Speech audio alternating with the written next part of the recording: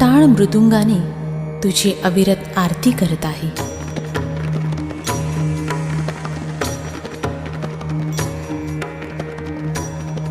आणि तुझे तेजोमय रूप मनी साठवत आहे. या भक्तीने, सेवेने, पूजेने तू प्रसन्न झाला आहेस.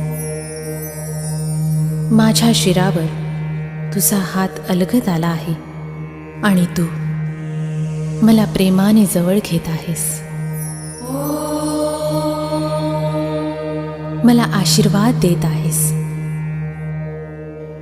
माझ्यातील सर्व विकारांचा नाश तू करणार आहेस.